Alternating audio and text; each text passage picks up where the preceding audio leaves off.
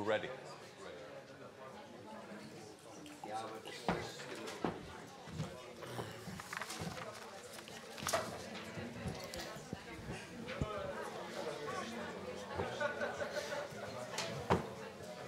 Maybe you can close the doors or something. So, dear friends, today's panel, Squaring the Circle, Migrants, Integration and Values, relates to the big challenge Europe is facing. But related to immigration, we are not going to speak today whether or not the EU-Turkey deal will hold, or what is the state of EU border control. We are going to discuss more about the long-term impact of migration and specifically about integrations and challenges related to that. Currently today, among European voters and population, there's great doubt and skepticism related to integration. The question people are asking is, how can we, in this situation, integrate large number of people when, during the couple last decades, we were not really so successful? And secondly, even in those cases when the integration has been successful, what will happen now when the amount of the people has amplified or multiplied? That atmosphere has an impact, real impact, because integration on one side, it's about human relations, and as we know in human relations, the start is always very important, the first days, weeks, and months. So obviously, the current atmosphere is not much helping.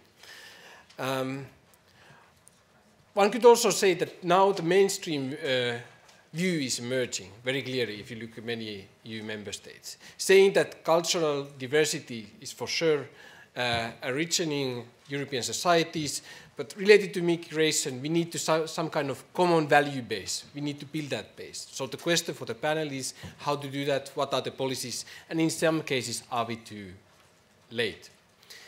Many times in this kind of conferences and debates on integration, immigration, you have, firing speeches about singling out some successes of integration and using as an example why integration can work and why migration can be a very good thing.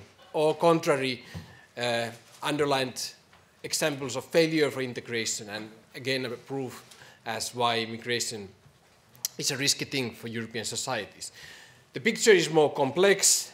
In fact, in every wave of migration, you have cases where you have people who come to Europe, they are convinced to succeed, they integrate, they contribute, and even in many cases more committed to the society and so-called natives.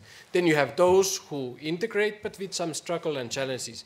And then you have those who do not integrate, who end up outside of the society and outside of the labor market. So you have both successes and failures in the same packet, and that makes the picture much more complex. And of course, society tries to make the best out of it.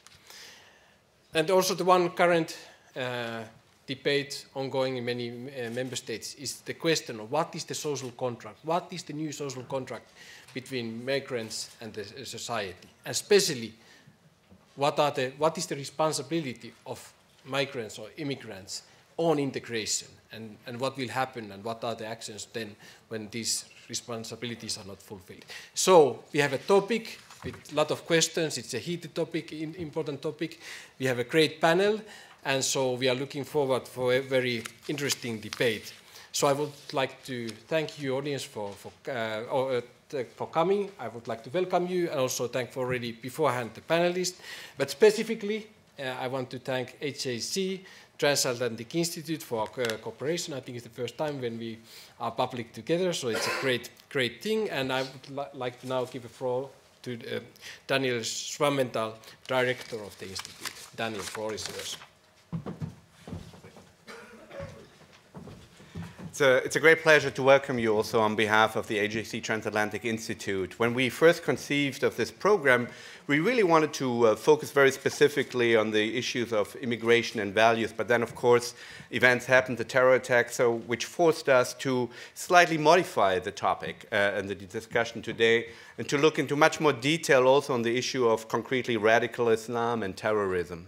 I'm increasingly reminded when I look at the debate here in Europe of my high school days, when we read in Germany at the time, it was part of the core curriculum to read Biedermann und die Brandstifter, the play by Max Frisch, the Fire Raiders. And the central character of this play, Biedermann, the everyday man, is a very gullible man, easy to manipulate, and he reads in the newspapers about arsonists, and he doesn't believe it. And then these arsonists knock on his door. It's an absurdist play. And they knock on his door, and they want to stay in his house, in his attic, and he welcomes them, he lets them in, and they plan the next attacks from his own house. And he refuses until the very end to believe the reality that is playing out right in front of him. And he literally hands them the matches that they then use later to firebomb his own home. And so he becomes an accomplice in his own demise. And this absurdist play, written after the war as a sort of metaphor for the rise of fascism and communism, really captures in many ways the debate or the lack thereof in Europe about, in the last few years, as a matter of fact, decades, about how to handle the immigration issue and how to address radicalization that is happening in parallel societies. And so what we are trying to do here today is to do away with the Biedermann approach, refusing to see reality. And the very first step to solve a problem is to acknowledge it and to recognize it in all its depth. And that can be the first step to find policy solutions. So I want to hand it over now to Roland Freudenstein, Deputy Director of the Wilfried Martens Center, and our excellent panel. Thank you very much. Thanks. Thank you, Daniel. Thank you, Tomi. And thank you for making the way to Brussels, in your case, for being on this panel. And I'd like to briefly introduce our panelists. Right next to me, Seyran Ateş from Berlin, born in Istanbul, lawyer, author, feminist, if I may make this triple step, and Muslim, right. Seyran Ateş has written a widely noticed book in 2009, Islam Needs a Sexual Revolution. And she's also usually under police protection, I may add, at least in Germany and Denmark recently. But we'll talk about that later on. Well, next to her, Saad Amrani, who is a chief commissioner of the Brussels police force. He is deputy director at the Direction of Interventions and Operational Support of the Bruxelles Capitale XL Police. And his specialty is crisis situations. And we're going to come to a crisis situation in 1 minute. But before that, I'd like to introduce Christian Kremer, on my right, at least geographically at the moment. Christian Kremer is Deputy Secretary General of the European People's Party, the center-right party in the European Union. And he specializes in political strategy. And he has spoken and written intensely in recent years on this, also on this question of integration and values. So, having said all this, let me address Saad Amrani with the first question. Coming back to what Daniel said about the Max Frisch play, have we been Biedermänner for too long here in Brussels? What went wrong in Molenbeek? Why does Molenbeek and youngsters from Molenbeek figure so prominently on all the terror attacks of Belgium and France of the last 2 years? Okay, complex question, but I'll try to speak very quickly, actually, to put forward as many arguments as I can, and then we will bounce back on them, later on, as you said. You just forgot to say that I was born in Morocco. And I have witnessed in my young days, a real multicultural society, whatever you want to call it, with different religions and people living together in a peaceful fashion. And then if I compare, the souvenirs of my youth, to what I've seen around here in Brussels, I'm still in shock today, and pretty angry to be honest. And we can get back into details about that. What happened in Molenbeek? Molenbeek is about what Monsieur Moureau, who was the mayor of Molenbeek, une expérience de laboratoire ou un laboratoire social. Okay, if I can translate that into English, it's a social lab. The experiment went sour. I don't know what he has mixed there. Actually, I do know, but it has, given the result that we all know.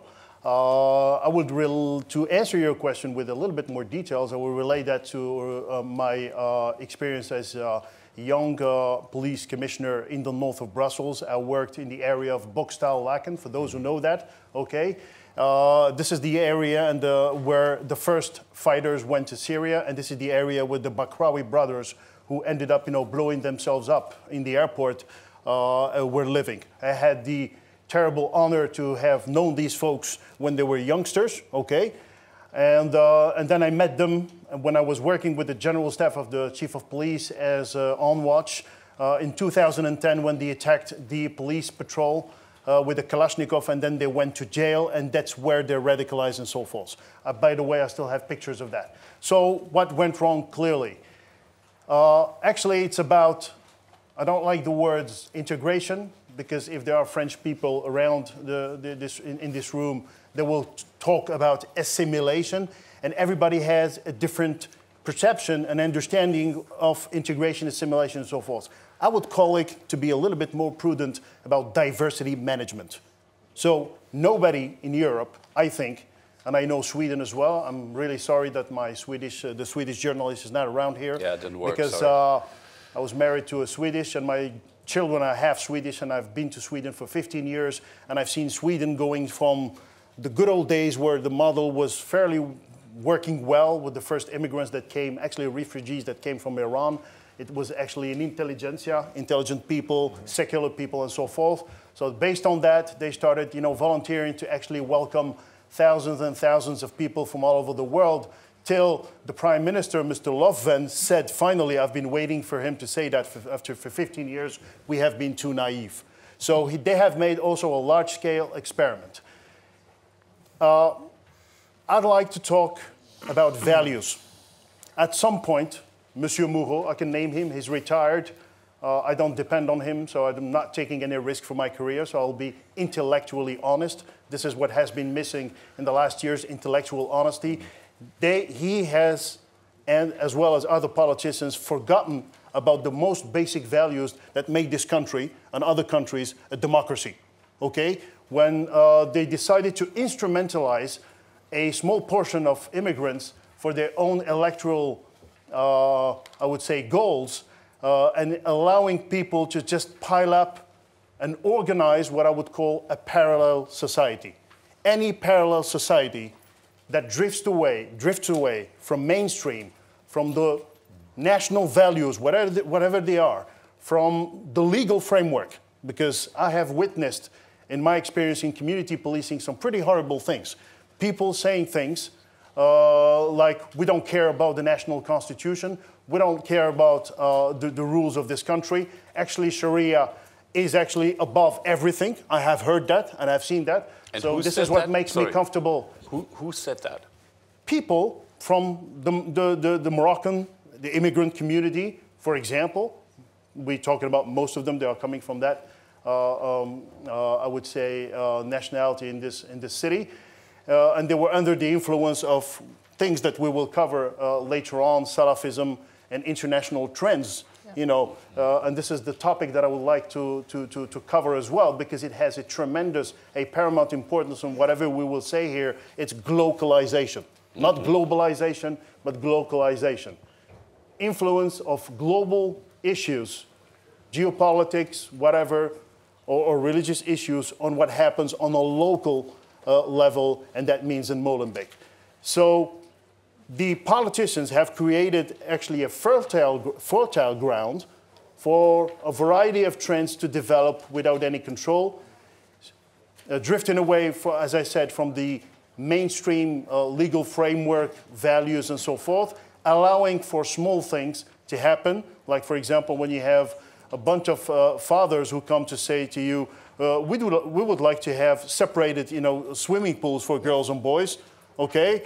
It sounds like a very simple, naive, not harmful element. That's the first one, and then 2 weeks after they come with another thing and so forth. And in the end, we wake up like everybody has woken up in Molenbeek, but not only Molenbeek, mind you, in other parts of the city and of the country, having a completely parallel society run by its own set of rules with leaders or stakeholders who have a tremendous influence on that community. And that's precisely where the youngsters that we're talking about, and I'm getting close to the end of my first element, that's precisely why some youngsters who have been played with by Daesh and other influences and so forth have found a very favorable environment to develop their thoughts and to develop also their networks. Okay, just one follow-up question before we get to the other panelists. What role does religion play in all this? I mean, if you just take the two most prominent figures in the French debate about this, Olivier Roy and Gilles Kepel, they are at opposite ends of this question. Gilles Kepel would say, look, there has been a Salafism, Wahhabism, in the Belgian case, very strong from Saudi Arabia since 1967. And religious radicalization is part and parcel. Actually, without that, this form of jihadism is unthinkable. Now, fast forward to Olivier Roy, who would say, wait a minute, these are petty criminals. They were trading drugs. They were flirting with women. They were drinking alcohol. They had nothing to do with religion. They can't even quote the Quran properly. And so, yes, maybe at some very, very late phase, there was a kind of street worker / preacher who approached them and recruited them. But don't look for answers in this question of religion. So I'm paraphrasing these two theses that stand opposed in this debate. Who's right and who's wrong? We can Please, talk, you can start with. we can talk hours and hours about that. You know? Try to do it in 5 minutes. You can not say it has nothing to do with religion, but you can also not say it has only to do with religion. These young people maybe felt discriminated in this country. They are unemployed. They don't see a career. They don't have a vision for their life, whatever. And in this moment, a group came and said, you know, this minority here, majority, not majority, this country doesn't like you, doesn't love you. It hates you, but we love you. We are Muslims. You are one of us. We are brothers and sisters, and open the arms, right, like that, and said, come to us, we help you to get everything what you want. You can have money, you can have a position, a career, and you can also do something for your religion, because your religion is the best. And then they start learning something about their religion, but what they learn is the prayers in this mosque, or teach them in special ways. So in this point, it has something to do with religion, and it has also something to do with the culture of religion. We have from Morocco to Indonesia, and you can agree with that, we have so different kinds of Islam and so different kinds of views of our religion. So you cannot say it is the Islam. No, what I said, it's so big issue to say it has also nothing to do with religion, because most of them never prayed for, never feast, never go to a mosque before, never do anything of the five main points of Islam, you know. And they drink alcohol, as you said. They go out with not Muslim girls and have sex before marriage. They do all the things, and it seems like they live moderate. But they don't, because the tradition in their family is different. So they were taught in a traditional way of Islam, what they called Islam, not real Islam. So many people are right when they say, if they would be good Muslims, if they would be real Muslims, they would never take a Kalashnikov and kill people, because to kill one human means to kill all the humans. So. Right, but isn't there a long-standing tradition, at least in the 20th century, in radical Islam, which emphasizes this element of an armed struggle and even forms of terrorism, suicide bombings? Isn't there a bloodline, quite literally? Jihad is reality. We have people who are living for jihad. And it's a part of Islam. You cannot say it has nothing to do with the religion. Right. That's what we have in the 20th century. But it's not new. It's an old story. Just one more question, especially for you. Yeah. So Islam and women. I mean, I know, again, this is enough for another weekend seminar. But it's the same point. Yeah. All religions, also the point of Gewalt, of violence, I'm sorry. The same thing with violence. Violence and religion. You cannot say we have this problem only with Islam. We have the issue of violence in all religions, in all our books. All religion groups fight against the others when we look back in the centuries. So what is wrong with Islam nowadays? That's what we can talk about. What is wrong with tell me. Yeah, what is wrong? What's going on in Islam? What's different from Jewish people? Why they are not going and bomb our other people? What is wrong with Muslims? Why Christians are not also doing some violence work in this world, doing different, but why they are not going and suicide themselves because there are 72 women waiting for them in paradise? That's a translation mistake. This is actually grapes. I know. I know the story, but suicide bombers believe different. I know. So the same with women. What is the position of women in Jewish religion or in Christian society groups, and what is the position of women in Islam? The patriarchal system is in all religion.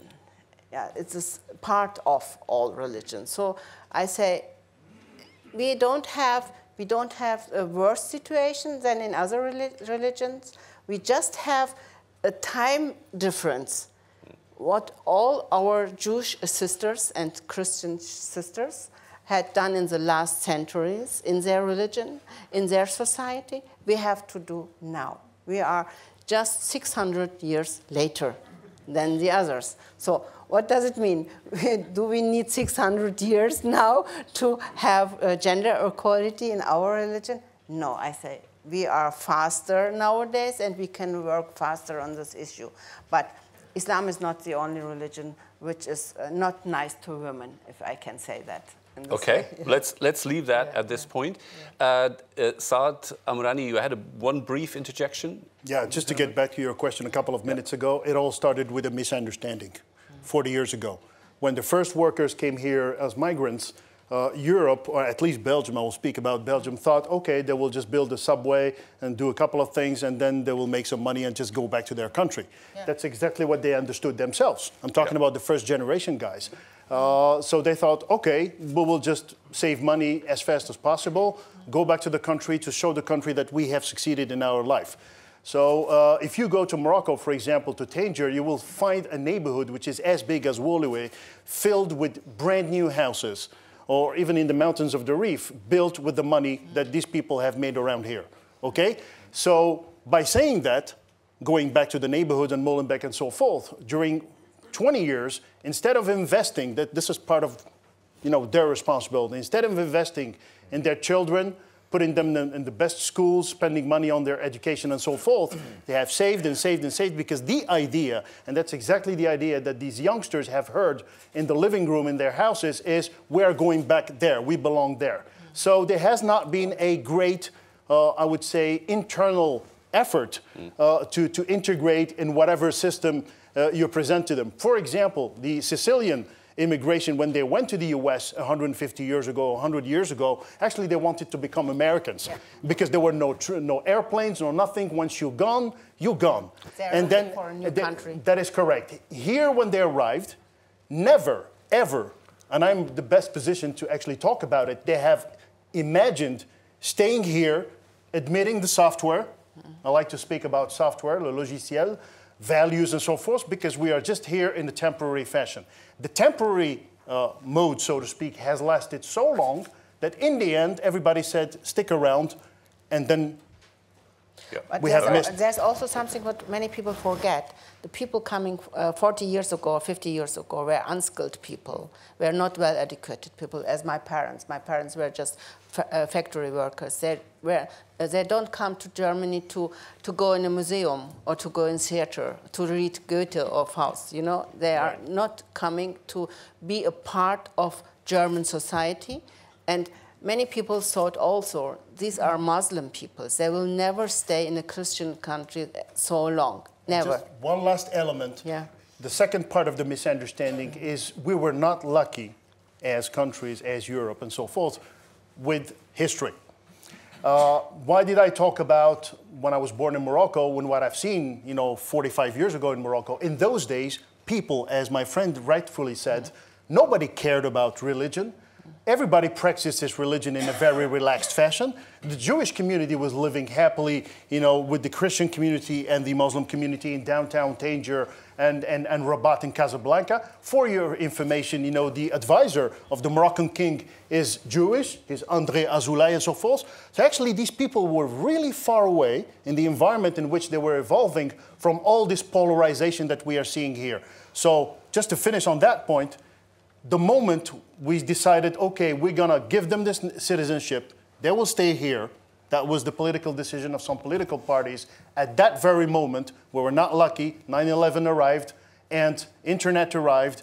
The dishes, the dishes that will carrying all this negative hatred software coming from the Middle East and different countries. And these people were exposed to this new software, Salafism, Wahhabism and so forth, and all of a sudden you have seen old folks in Molenbeek and other parts of the country who were just basic first-generation workers who are now unemployed because the industries have disappeared, all of a sudden become religious and talk very differently, behave differently with women and software. We were not lucky with that second part. Indeed. So Christian, turning to you now, if I want to summarize the two big strategic mistakes that were made, it seems to me one was, it's nicely encapsulated in the German term Gastarbeiter, so workers that come for a couple of years and then go back. Well, that wasn't true was actually visible not only at 9/11, but it was visible by the 1980s already. The other strategic mistake was, as our two speakers have said already, multiculturalism, the assumption that, you can have different rules of the game according to which ethnic or religious group you belong to, and that it's actually not only unnecessary, but maybe even bad to emphasize a joint identity, which is composed of core values. Leitkultur in German. It's a very, very inflammable term in the German debate, but it has had a comeback, right? Recently. Why is that, Christian?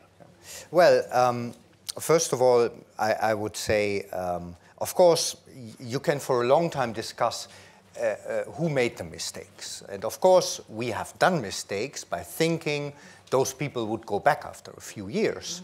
And we have missed the chance to, quickly integrate the first generation. But I doubt a bit that this is the main problem. Because the question is also, you have to ask the question, why do parallel societies appear? Do they appear because people are discriminated or because those people want to live in a parallel society because they want to keep their culture, their religion, and their way of living? I think it is rather the latter. And then we have the element that you have just mentioned, and Islam, and I think in Morocco and in all countries of the region, you can see it everywhere, an Islam that is more and more getting fundamentalist, that radicalizes people. There's a lot to say about the influences of countries like Saudi Arabia, like Qatar, and so on. We all know that. But if you have this phenomenon, of course you have to ask the question, what makes Islam different from other religions? And I know this is a very difficult debate. By the way, I also realized this invitation was also a bit politically correct because Islam was not mentioned in the text. And of course, you can always, try to escape that debate and circle around it. But in the end, of course, you have to address, as you have said it, you have to address the problem and you have to go to the base of the problem. So what is, from my point of view, the base of the problem in Islam in comparison to the other monotheist religions? I think when you look again how Samuel Huntington described it in 94, I think, in his book, Clash of Civilizations, he said the problem with Islam is not Islamic fundamentalism, but it is Islam itself, because it divides the world into Muslims and unbelievers. And of course, also in the other religions, of course, everybody thinks he has the right religion, but if you read through the Quran, of course, the unbelievers are people of second class. And I think this is, for a democratic society, with our background in Christian religion, that every human person has basically, the same value, this is, I think, a very problematic thing. And I think we see a lot of the consequences out of this. Then we have additionally also the problem, you quoted something from the Quran, but of course, according to all Islamic scientists, that have an influence, you have the principle of abrogation. So, because you have so many contradictions in the Quran that the latter parts, have a higher value than the first, than the things that are in the beginning, in the Mecca period. And of course, the further you read through the Quran, the more violent it also gets. And that is, of course, also a fundamental problem. I think, and of course, you are having a more and more intensive debate also now how to reform the religion and how to come to an understanding of Islam that is compatible with the values of a democratic society. But it will be a very tough fight, because I don't see that you will have a mainstream in Islam developing that says, yes, we have to interpret the texts, so the Quran and the Hadith, in its historical context. And that is, of course, the main difference with the Bible. The Bible, nobody is taking the Bible word by word, whereas in Islam, I mean, almost all Muslims say, and that is true also if you look on opinion polls in immigrant populations, where around 70–80% say there's only one interpretation of the Quran. You also had your reforms in Christianity, yeah, and of course. Jews. I don't see there were no problems. I don't see there were no problems. Some 100 years ago, Europe was not in a different situation. So I would like to say, see it in this point. On one side, we have a religion, and we have to reform the Islam for sure. And I'm working in personal in this point. How do you do that? I do that. Especially nowadays with my new project. I will run a moderate liberal mosque in Berlin, because I said if we always just talk and criticize people doing something wrong with our religion, so what are we doing against that? It's not enough to criticize. It's not enough to point out what they did wrong. We have to put something against that for the young people, for the community, for our ummah. So after I was member of the German Islam Conference from 2006 till 2009, and after many discussions and talks with Mr. Schäuble, our interior minister in this time, when he asked me, who are the person singing like you? Who are the other persons like you? I cannot work with just one person or one person once. I as a politician, as a government, I need organization. So I need also the moderate Muslims as organization. And I thought about that in this time a lot. And the last years I worked on this project, and I hope next year I will open with some people this kind of moderate mosque where we can teach the contemporary Islam and discuss and talk about Euro-Islam especially, because Islam is also tradition. That's what I said before.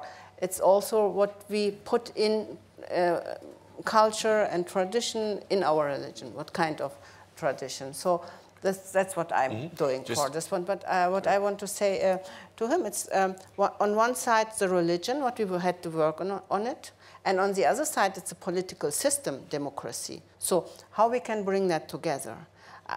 I mean, sometimes there's a misunderstanding in point of Islam. Everybody wants to have Islam as a political system, as a democratic system. Open the book and read like in our constitution.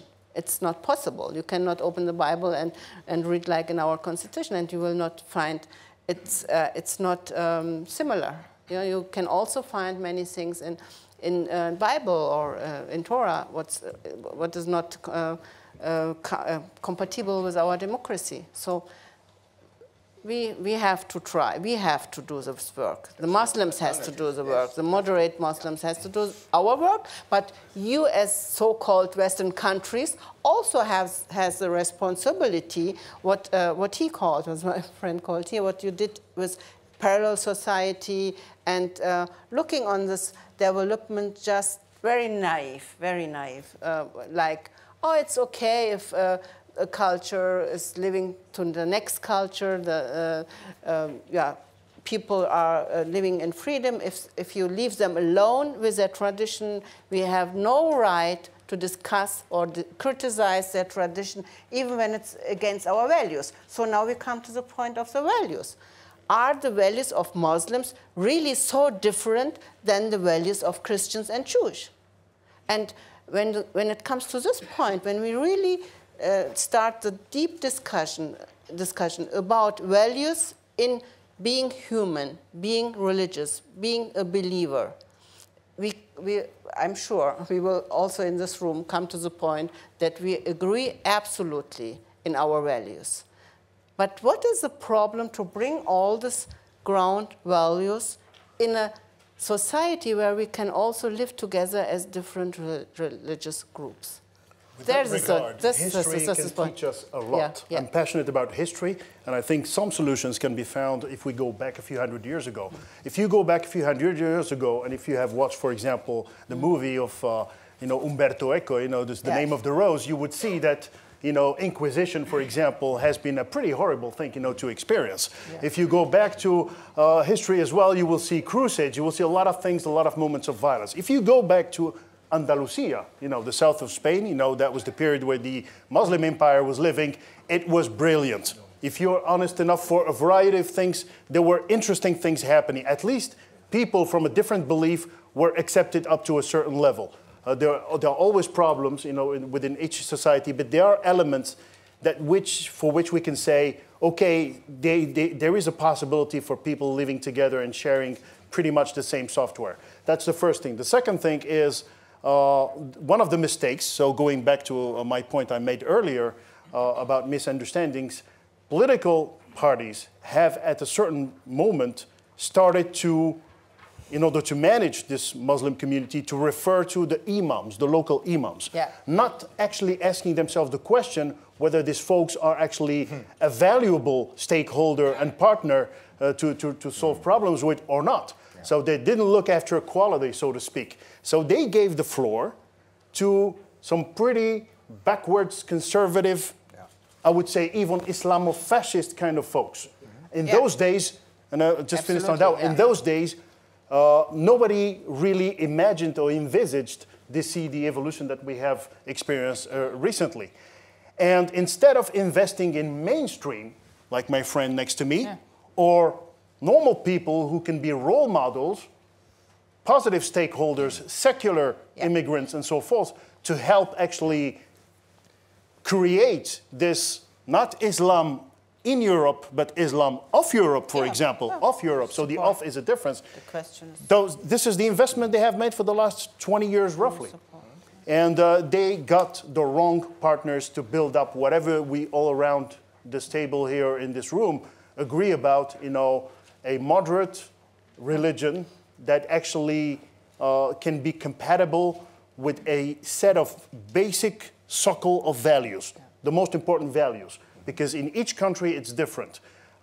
In Sweden it's different than in Germany and so forth. They all have a different understanding of what they expect from migration, going back to the migration issue. In Sweden, naively, I know this country very well, they thought that by bringing people, even from Somalia, because that's the latest group that they have problems with, by giving them welfare, apartments, money, TV, and a couple of schools, people will become Swedes after 10 years.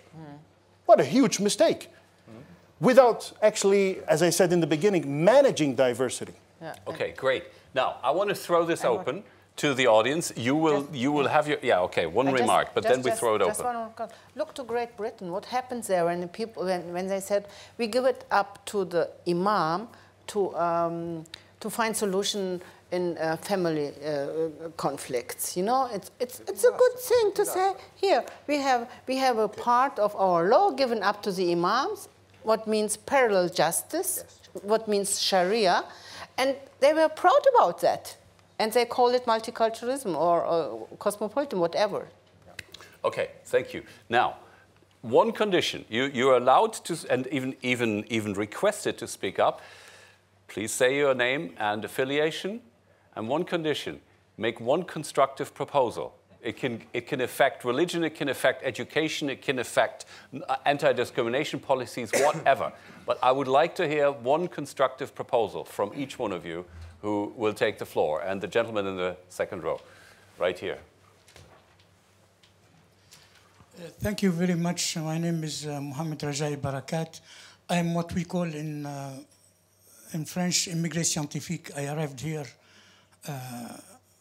My origins, my father is a refugee, and I came here to Brussels so as to study, and I stayed in Belgium. I think I am well integrated. I want to ask Mr. Amrani, do you consider yourself as an integrated person? Are you the owner of your house? Yes or no? Yes, I am the owner of my house. I am integrated in the sense that I respect the constitution, the values, and the software, le logiciel, if you want to say it in French, of this country. And I'm pretty open-minded and ready to adapt to a variety of situations. So am I. For this, Monsieur we are Barakat, two. please consider that normally it's okay, him who's asking the questions. He's a cop. So please, keep it really short. Okay, I will be short, but it's an important issue. I can't be short. I'm sorry. You will have to be. We are two. For this reason, I'd ask everybody not to globalize, to generalize. When I read the invitation here, it's a dark invitation.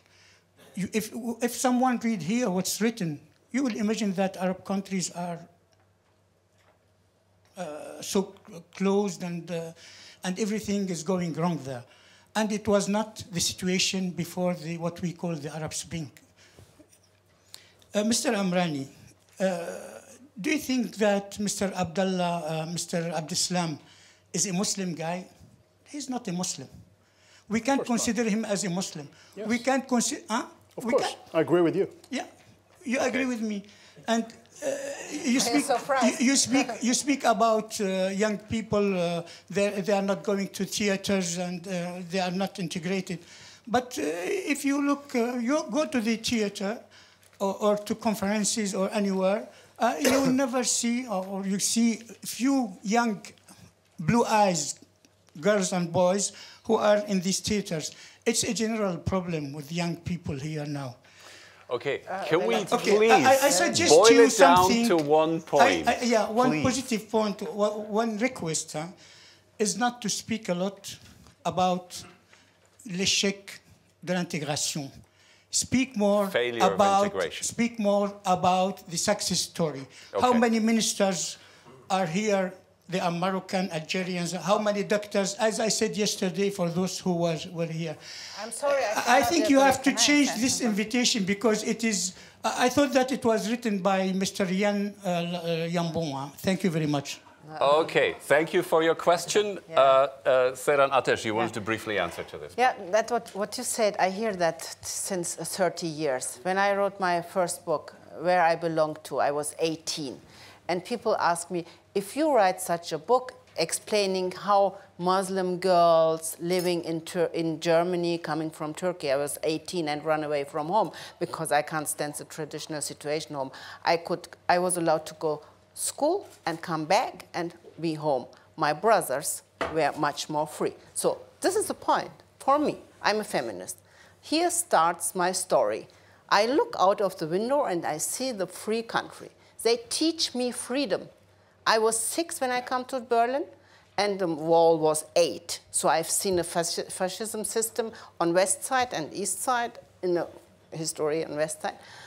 So what I've seen as a migrant's daughter, there's something going on outside of our house, outside of our parallel world, in a so-called German world, seems like nicer than my life. I don't generalize. There are so many Muslim girls living different, living like Belgian or France girls or Germans. They were free. They were coming from academician families. I'm not journalist. It was my life. But many, many girls lived like I lived. That's why we write about that. That's why we discuss these points. That's why we want also democracy and gender equality in our religion. So, and when you say it's so dark, science, now we have 2016. My first book was published in 1983. Since that, I wrote 5 other books, and all the time people criticize me. You paint it so dark. Prejudice foreigners, and you open the doors for racism, everything. It's a big problem on this point. When we don't face us with all the problems, what happened in our parallel society where I lived and in the other society, in German or European society where also racism takes place. I don't deny that. But we have to talk about values of freedom, of democracy. And it doesn't have place in so many families and lives of many people. So I cannot agree with you to sign up always looking for successful stories. Yes, I'm a lawyer. I'm coming from a poor family from Istanbul. Now I'm a lawyer and an author. I'm a successful person, you can say. You're famous in Germany. And I'm so famous. I got so many awards. Oh my God. Yeah, I'm absolutely famous. Okay, now, I'm under police protection because people want to kill me. They try to kill me. And why? They shot me in my neck in Berlin. But who was that? Islamic people. Graue Wölfe. Grey Wolves, it's a Turkish radical nationalist organization. They shot me in my neck. I was 21. Why? Because I was working as a student in a women's Beratungsstelle, not shelter, advisory council. We helped women fighting against violence, domestic violence, whatever. So I'm fighting against forced marriage. I get so many death threats. Because I do that. What? So we have to face with all these problems. We cannot say everything is fine. Okay. Can I Sorry. Yes. Can I just say something, please? And I love my religion. I love my religion. I'm Muslim. I'm not fighting against Islam. I'm fighting against patriarchal systems. I'm fighting against stupid and fundamentalist men and women. So first of all, I would be the last one. First of all, I would be the last one to actually generalize and so forth. I have been victim of racism. This is one of the topics that we do not have time to embrace, because the problem, if you want to see it from a comprehensive fashion, we could be talking about it for 5 hours. I could also talk about the difficulties that the migration community has been facing as well. There are mistakes have been made on both sides. Okay, I can talk to you about racism in the police. I'm a chief commissioner, but I do face that problem and put it on the table whenever it needs be. I could talk to you about rotten schools where the Bakrawis have grown up in Laken and so forth. Okay, so please don't put me in a position where people and politicians have put me in 15 years ago by saying, you're probably also an extremist and so forth. No, and Jambon and so forth, I know Jambon very well, so I'm not trying to actually put forward an articulation of ideas that would lead to some form of racism. That's the first thing. The second thing, success stories like her, like me, like probably you, we don't need to make conferences about them. We do our own publicity ourselves, but just walking down the street and mingling with people. For example, I can talk about it as well. The boss of the best business magazine in Belgium is Hamid Faljaoui, for example, Trans Tendance. But this guy, me, her, we don't need to have conferences like this around that. Actually, we need to address the problems and listen to this very important statement that I'm going to make, a very solemn one, to address the problems, to actually avoid polarization. Because today, and this is, I'm really sorry to say, and you know it better than I do, there is huge racism in Europe. There is huge failure of communication, of vivre ensemble, of living together between people and so forth. So by just saying, okay, let's talk about success stories, don't talk about problems because you want to generalize, nobody has put figures like Jambon. I'm not saying it's 50%, 60% of failure, or 70%. It's extremely difficult to actually calculate that. But we both know that there is a huge portion of our communities here in Brussels, in Paris, in what they call in France, les territoires perdus de la République. Everybody knows all these suburbs where actually a Jewish guy, for example, has been tortured a few years ago. You remember that? Okay? And other things happening. Stockholm, for example, that I know very much. I met the chief of police of Stockholm a few years ago. She said to me, we're fine.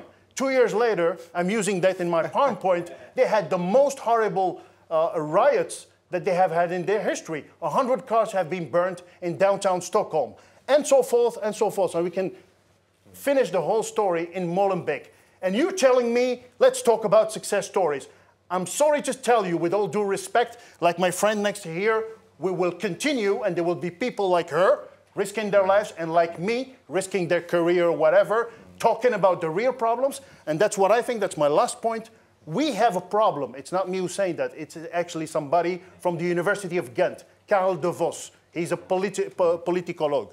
You know, he's a very good specialist. He said 2 days ago about this Jambon controversy, we have failed in Belgium and also in Europe to find the most basic methodology and the calmness to talk about issues in a rational, objective manner, without passion and without having people like you standing up and saying in the middle of 2016, and it's not a critic, I do respect you, let's talk about success stories. Actually, we've been talking about success stories for 16 years. Young people about success stories, because when you always tell them that you are victims. I do not. We're not telling that. We're not saying that. Hello, I'm the moderator, so please. I promise you, I do that in my mosque. Okay.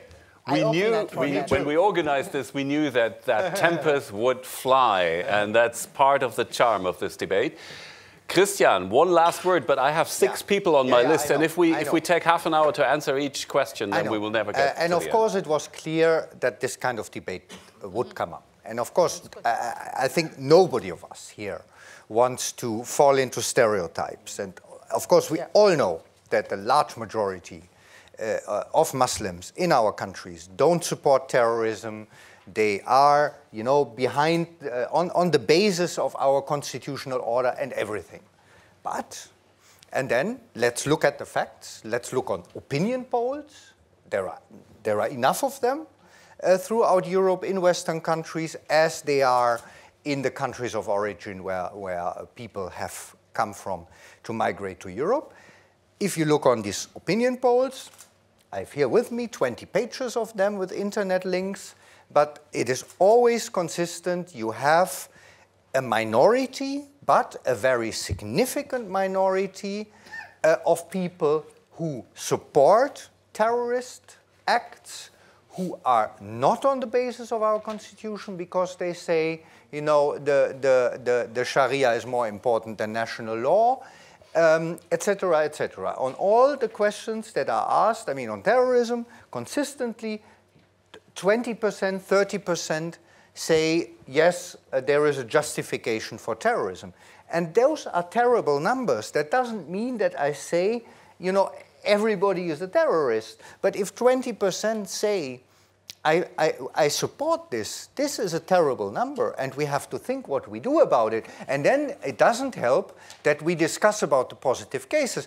But in the end, the 20% of people that say something like that potentially can be the next generation of terrorists. You know, I have been fighting for this kind of topics, and in the good old days, it was just criminal activity, so to speak, because I would like, personally, that's my drive, to save the rest.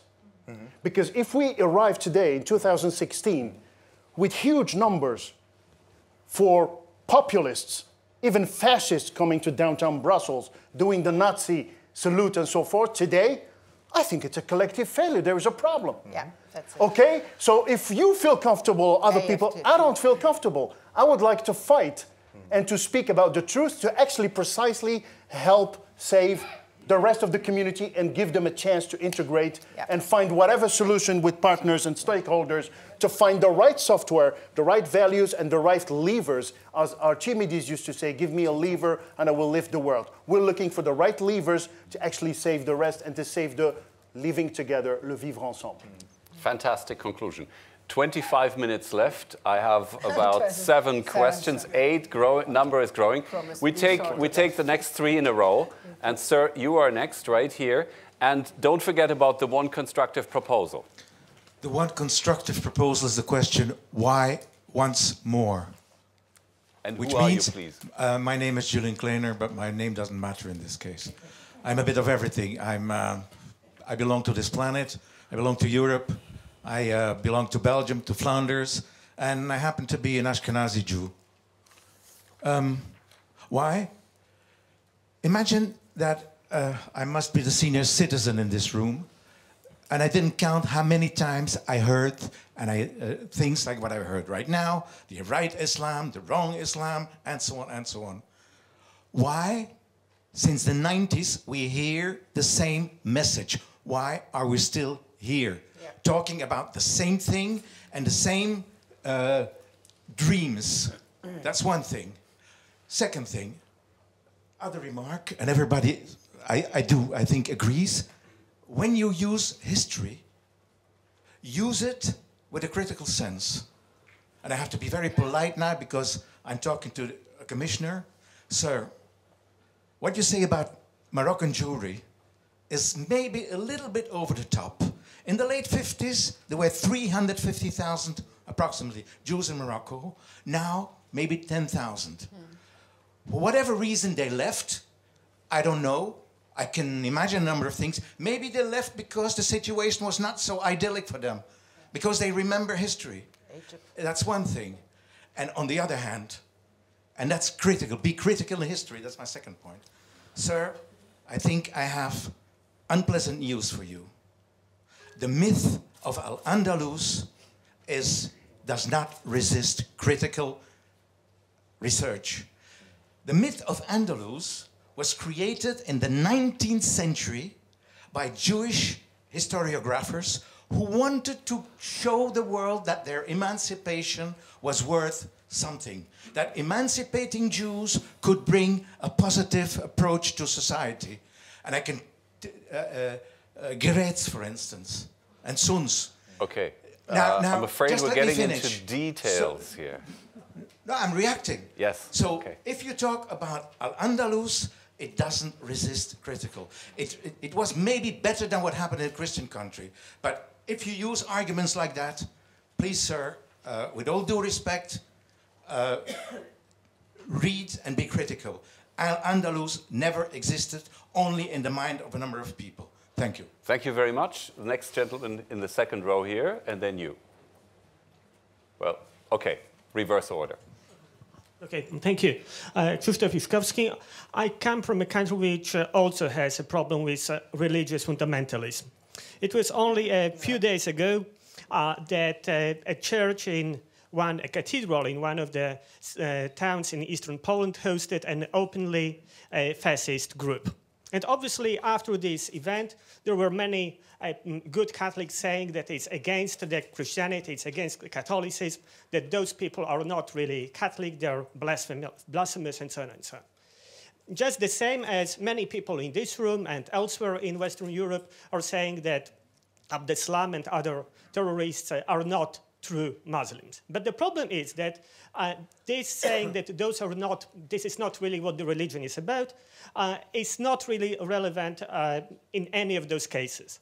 Because in one and in another case, those people who use religion for political and totalitarian purposes believe they are good believers of the religion, and they have enough of support from clergy of any religion. I'm on purpose quoting the Polish example to say that it's not only about Islam, to be convinced and to convince others that it is about religion. And my constructive remark is, the constructive is to face it and be rational about it. Because if religion is used in those terms, then it means that we should be more critical of allowing for religious rationales to influence the way we enforce policies, to put it shortly. Thank you. Okay, thanks very much. Gentleman next to you. I'll be very brief. My name is András László. I was born in Budapest, in Hungary, but I was raised in Belgium, and I consider myself not only European, but a galactic citizen. If we see the terror attacks in Paris 1 year ago, 3.5 million people came onto the street and say, "I'm Charlie." Now nobody wants to come and is allowed to come on the street because the threat and the fear is so much ingrained in the mindset of the people. So what you said, sir, is very right. You should address the root cause, and instead of blaming people and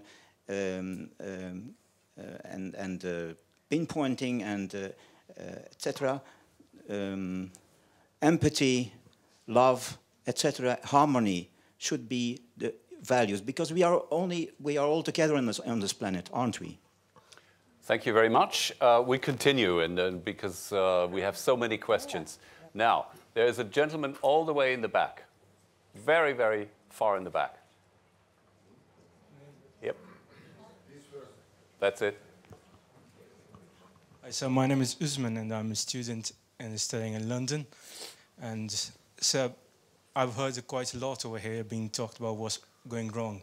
But there's a country just a few hundred miles away from here, Israel. If you ever go over there, you see that more and more Muslims living in Israel are going to the universities, graduating as PhD scholars, rather than just dropping out. Whereas in Europe, it's vice versa. You know, they are leaving the schools, they are not going to universities, they are just, you know, dropping out, and they are becoming fundamentalists. Over there, you know, the Muslims are in Supreme Courts, parliaments, doctors, judges, you know, in media, you know, as actors. And even the first Miss Universe was, you know, is a Muslim lady, you know, one of the first Muslim Miss Universe, I think so, was from Israel. And all this within 60 years.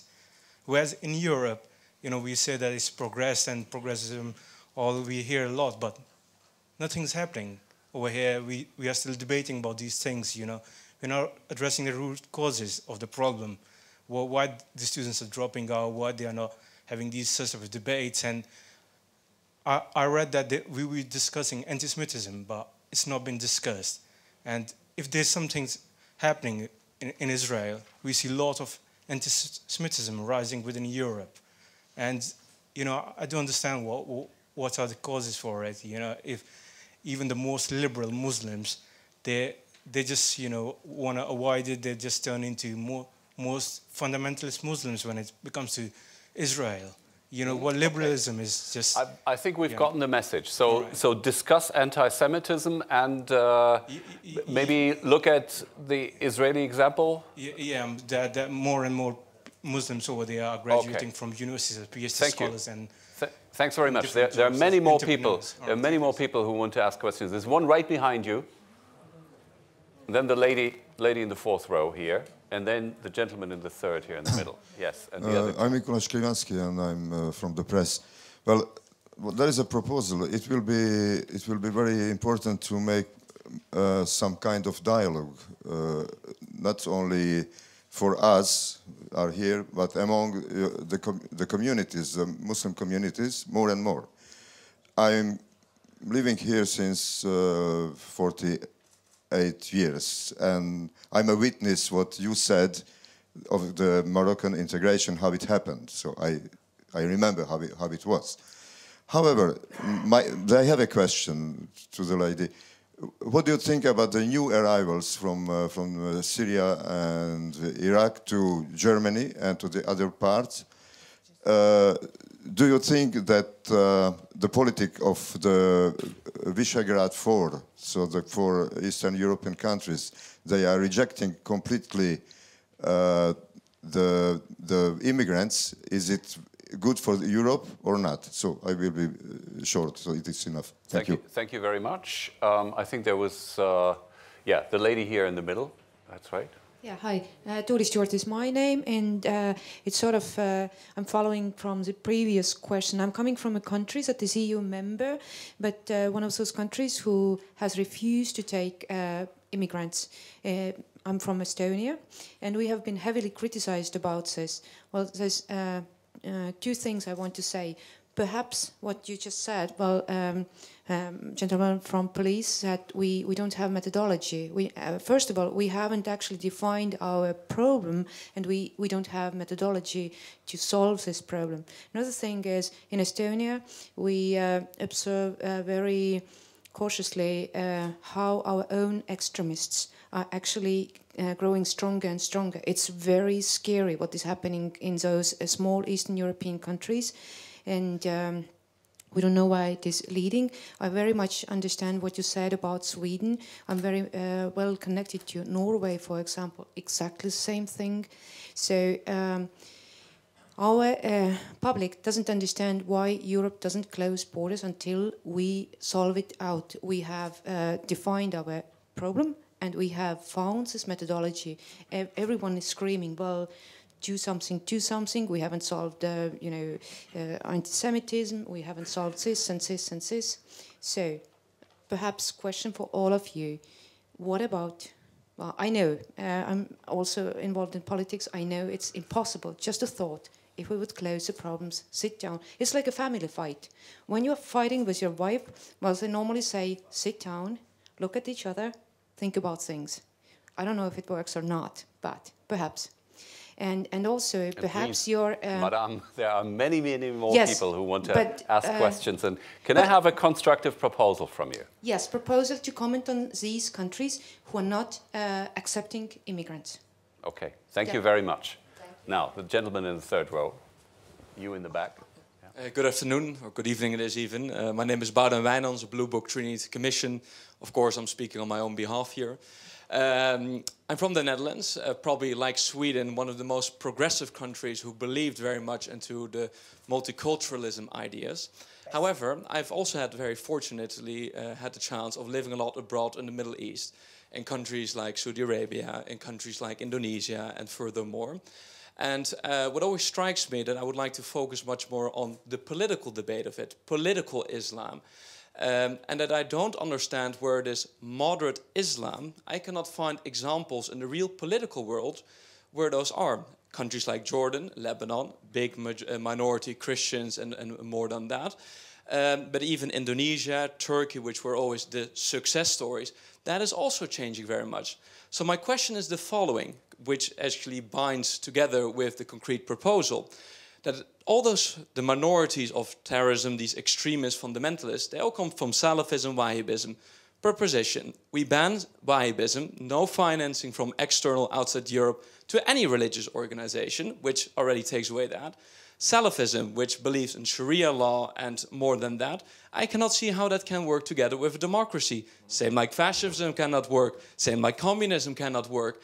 So maybe why don't we have the discussion of focusing specifically on that, because we don't want to include, of course, all the Muslims, which the majority are functioning just as fine, but let's focus on Salafism, Wahhabism, external finance net, and saying, look, these principles cannot fit with a democracy, and therefore we don't allow it. Thank you. Okay. Right, in the very back. All the way in the back in the left corner. My name is Anna Vandensky. I'm a journalist, so my question is mostly to police chef, because the terroristic acts of Brussels were vindicated by Islamic State. So is it really realistic to resolve the problem of terrorism in Europe without sorting out the problem of Islamic State internationally? That was a concrete question. And there was a gentleman in the fourth row in the middle, right here. Yes. Hi, my name is Niklas Novakian. I like the comment by Seyran Atesh that the recent problems, that we can't say that the recent problems have nothing to do with religion, but we can't also say that they are only to do with religion. And I think that one thing that would probably help a lot is that if there would have been a similar type of enlightenment process within Islam that many European countries went through a couple of centuries ago. But I think the problem now is that any sort of like calls for reform and like what we've been discussing today is that they come from Europe and from the West. And a lot of these people who radicalize, they view Islam as a kind of anti-Western ideology. So any sort of reform calls like the ones we've been discussing today are likely to be opposed. And I think one of the key things is that any sort of reform should have to come organically within Islam. And my question to you is that how can Islam reform go through this kind of enlightenment process without it appearing as something that would be imposed on them by the West? Very pertinent question. The gentleman here in the middle with a tie.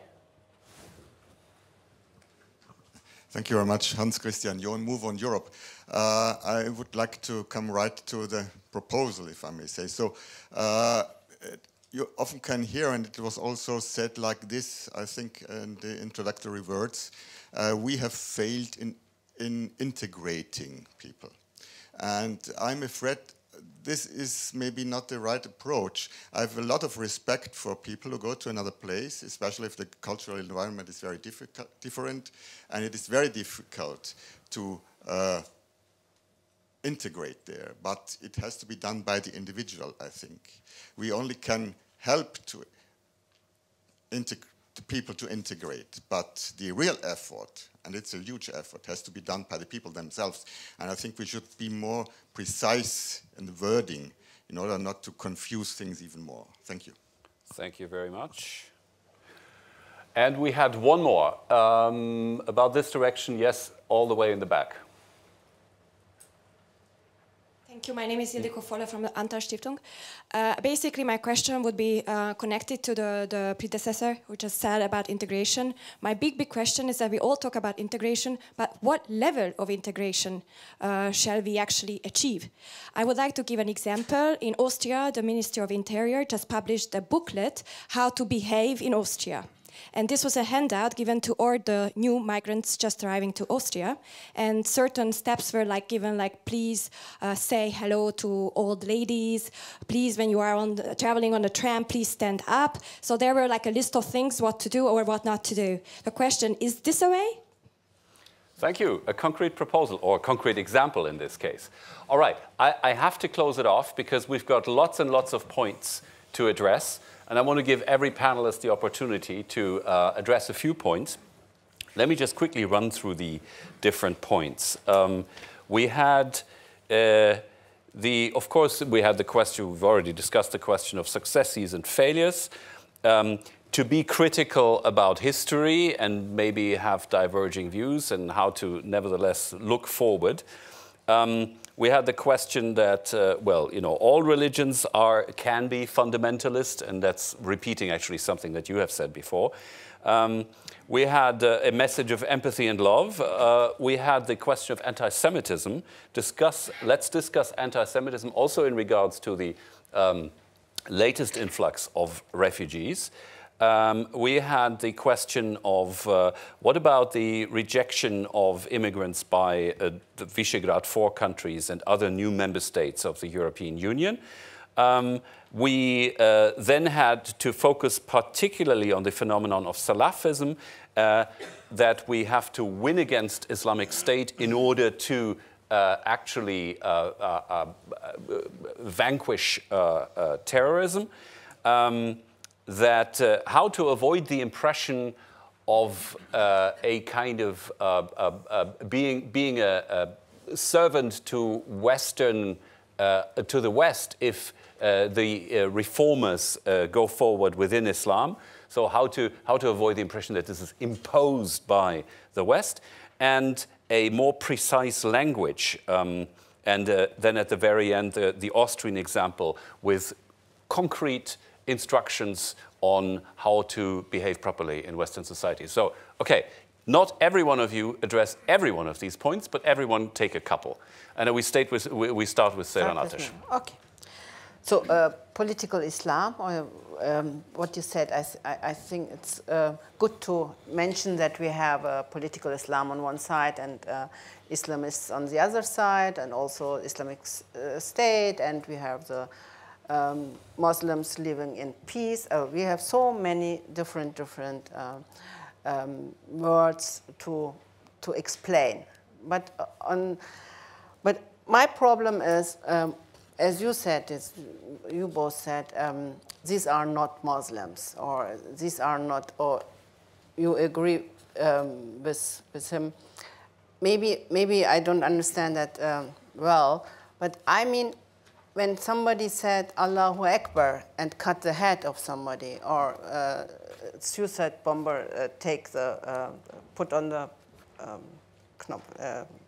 button and is cry and has the idea, I'm coming to the paradise and I'm doing something good for all the Muslims or for Islam, then I have a problem to say these persons are not Muslims, because they themselves call Muslims, and they define Islam in a way what they can do, because there is enough in the book, enough in the stories, enough in the life of Muhammad, our prophet, to say, well, it makes sense in their way. And so in this point, it's the problem of the Muslim community to face with this problem, to say these persons are coming from our community. They are part of our religion. We cannot deny them. And so we have to find solution in our community and our ummah for this problem. So I never agree with people who always say, also the leaders of mosques, and you too, yeah, the leaders of mosques who always say, the imams, they used to say, it has nothing to do with Islam, so I'm not in the position to protect or to go on the street and demonstrate against them. We are in the position, Muslims are in the position to face themselves with the problem of political Islam, how it can happen, more than the others has to do. Because these are our kids, these are our friends, or coming from our families. So, and the refugees, the question of refugees was the next. When we had a problem in the history, we had a problem since 50 years with guest workers and migrants. Why we should have now less problems? Why should it be now easier when we have more in a very short time, and coming with more problems, because they were not used to live in their countries in a political system, what we call democracy. They are coming from traditional areas, traditional families. That doesn't mean I don't want them here. I don't want them. I want close the borders, whatever. My opinion is that Western countries has the responsibility to deal with the refugees, to find a solution and a concept, to host them here, and find a solution in whole Europe together. One of the mistakes was in the last years, the nations never made a conference together, never come together to talk about the integration of Islam in Europe, integrate migrants in Europe. We need European Islam conferences. We need European integration conferences. So find a solution for whole Europe, also with the refugees. We cannot give it up to all the nations themselves.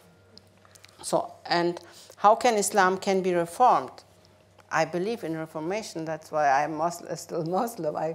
I would give up my religion when I would not believe in that we can live Islam also contemporary like other religions. So it's a big question. So just point that out here. That integration, only one more point, integration is an individual thing. Yes, on one side it's an individual thing, but on the other side you need a concept in a community, you need a concept in the society, you need a concept for schools, you need concepts for crash, you need concept when kids start learning a language to open the doors for them to have a career. So it's also a political responsibility to have a concept as a country. Saad Amrani. Yes, the reform of Islam. Actually, there's a technical problem. Islam does not like the Shia branch or Catholic religion has a clergy or a hierarchy that can actually decide with a top-down kind of approach. This is the new software that will be applying all over the world and so forth.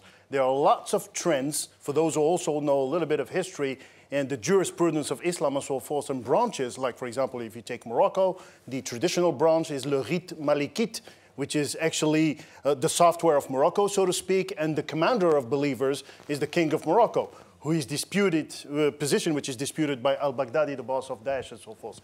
So how to reform it? It's a tricky question. It's a technical one. Second thing, I've heard the comment of my honorable friend from the Netherlands. You said, just remind me, the last point you made, I think it was an interesting one. Two things, that Salafism and Wahhabism, that model who does not fit together with democracy here. Okay, if you want my honorable and humble position, it does not fit. Yeah. Okay, it's very simple. We can talk about it also for 5 hours. So it does not fit. The second point of the lady in the back, we have to find Daesh maybe to actually put an end to this terrorism and so forth. Remember the day that Obama went on TV in the evening? He said, with a big smile, we have just killed bin Laden, and everybody thought, it's party time. No, the day after will be... Actually, it was more horrible what we have experienced just afterwards, and so forth. The software, so to speak, the hatred, the anti-Semitism, all this nonsense that is being funneled by Salafism and so forth is still there in the minds of the kids, even if it's a limited number. Dear sir, if it's 2,000, 3,000 people, they are somewhere spread across Europe or the US and so forth.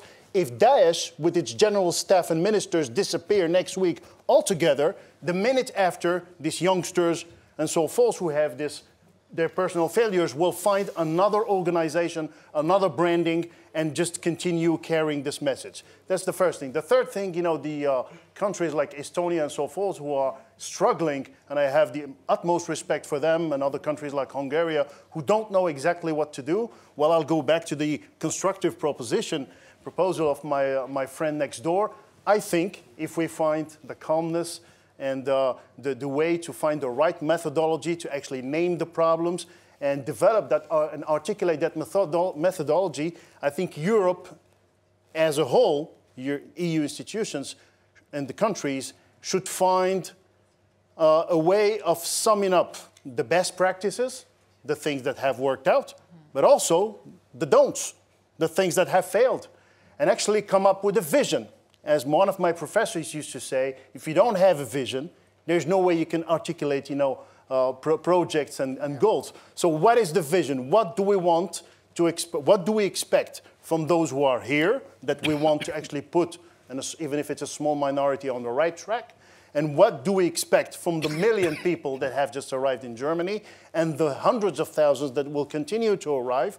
Because mind you, beyond the problem of Germany or the 1 million and the refugees, actually immigration has never stopped. Everybody's talking about first generation, third generation, and so forth. Every single minute there is a marriage. There are people, because of this closed approach of the society, who are going back to the mountains or their small villages, bringing a husband and bringing a wife. And as I used to say when I was working in the north of Brussels, every time you bring back somebody who doesn't speak the language, has never been to school, carries these values, these old-fashioned values with him, it goes back to point zero, to the starting point.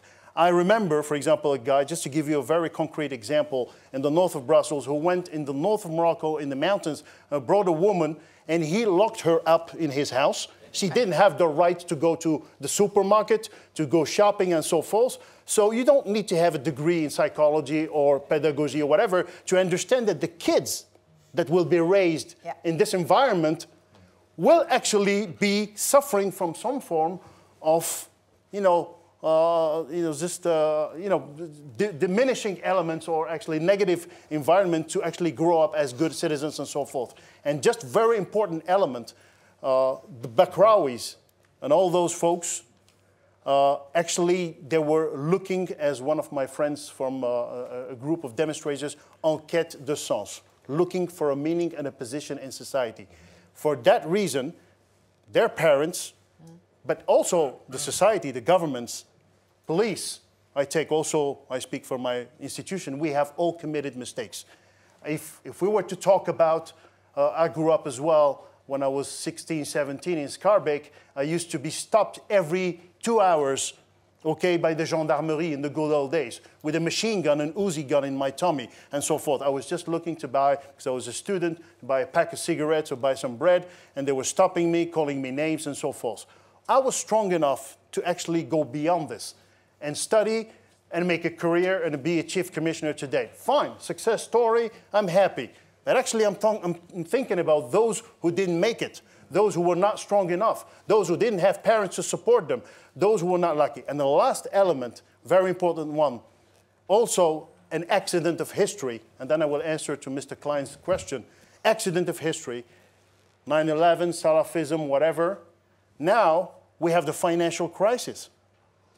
All governments, and they are represented around here, do have a lack of means today.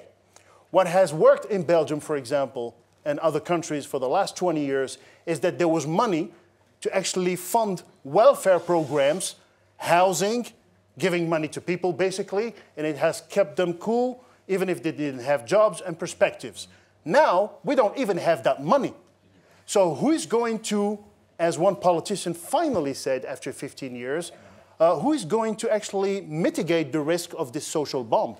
That is my worry also as a police officer. Great. Okay, Christian, two important aspects here. One is the economy, the labor market. I mean, what role can those policies play? And why does America have so relatively few parallel societies in comparison to Europe? That's one thing. And the other thing is anti-Semitism. Is it a particular problem of Muslim immigrants, or is it just a general phenomenon? No, I think that and what can we do? Of course, you have Chinatown in New York. You have other, if you want, parallel societies, but those are not the parallel societies in the sense that we are discussing them now, that have a completely different set of values. And you have just described the situation with a woman locked up and the influence that has on the family. Of course, in these parallel societies, they are very often, correct me if I'm wrong, because you know them better than me, but I think they are very often reigned by a culture of fear.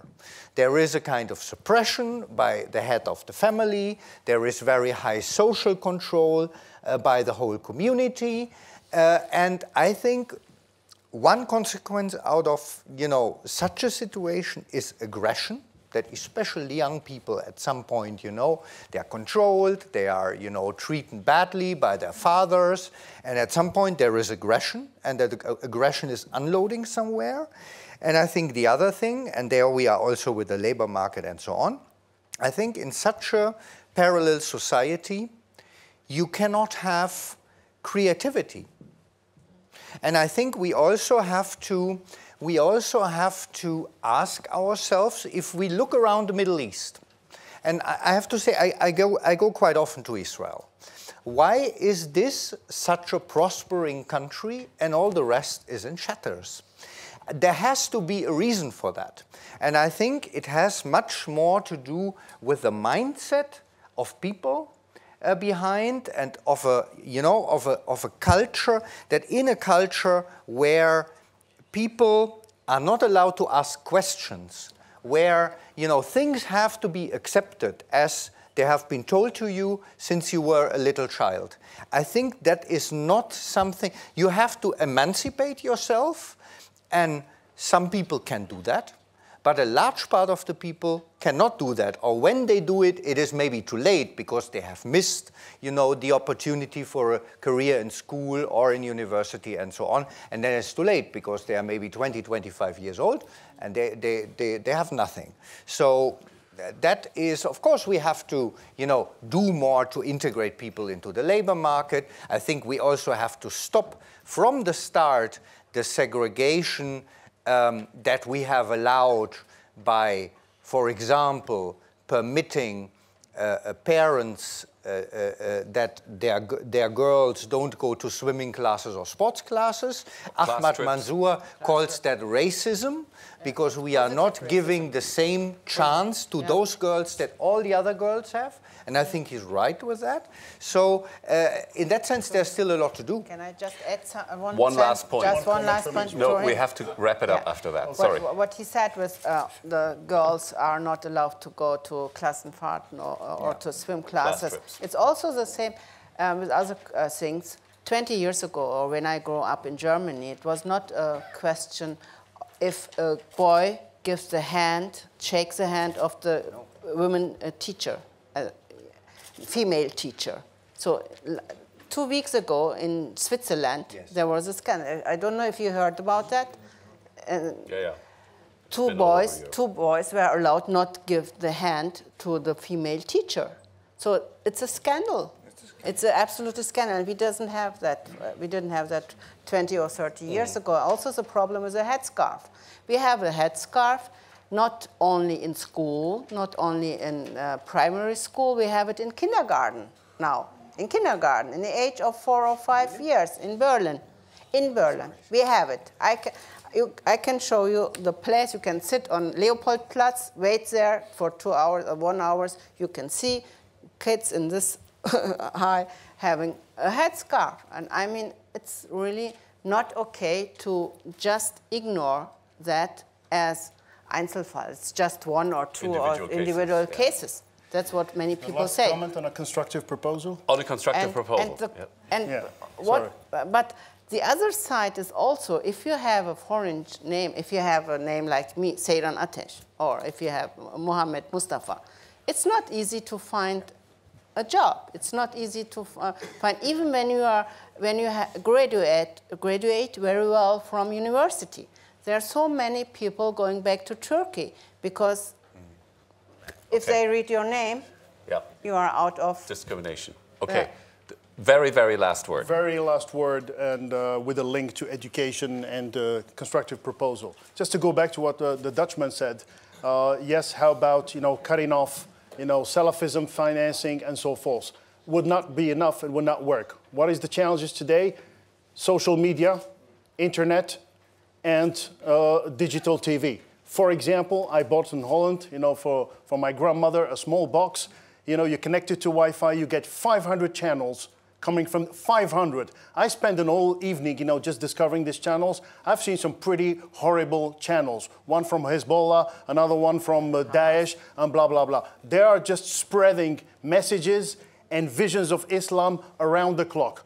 So there is something this is something we cannot technically stop unless we decide with Mr. Google and Twitter and all those big ones, let's clean up this thing. The last thing, constructive proposal, the battle against Daesh and the battle for what we are at least agreeing about is a battle of ideas and fighting ignorance. That means there is one point where we should not diminish the budgets. On the contrary, is education. How do you want to make good citizens?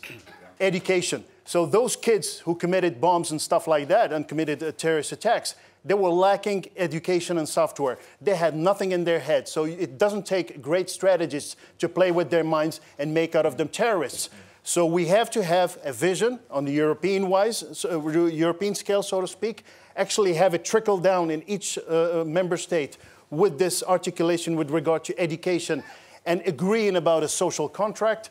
And maybe the other countries like Estonia, when there will be a book about the vision of Europe and so forth, will say, okay, if we follow this articulation, maybe we can make it.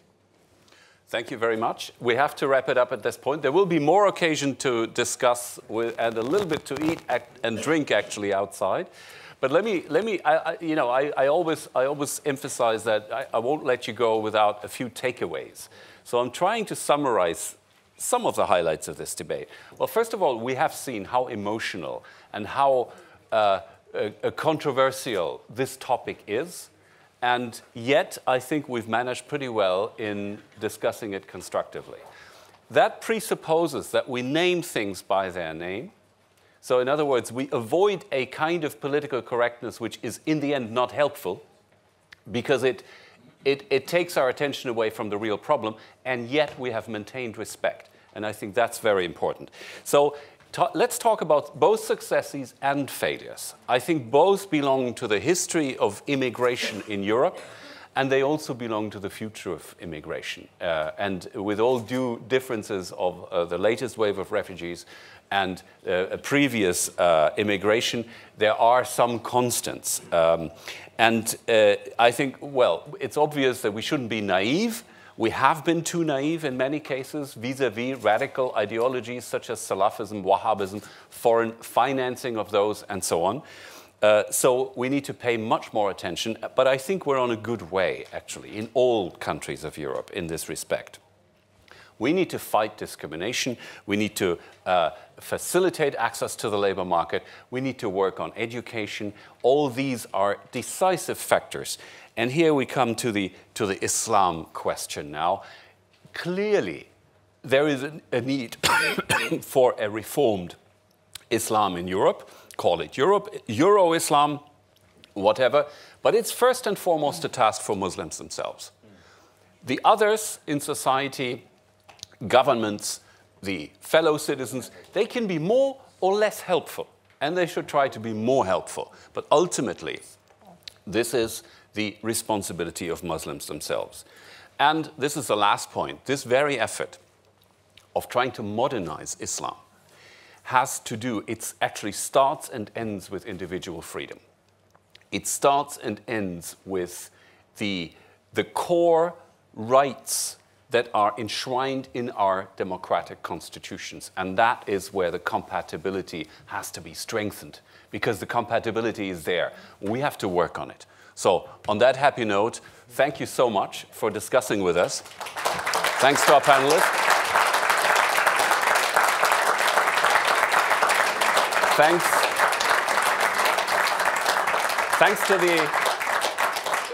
Thanks to the Transatlantic Institute for being our loyal co-host and organizer in this. And there's something over there, some food and drink. Thank you very much. But it was not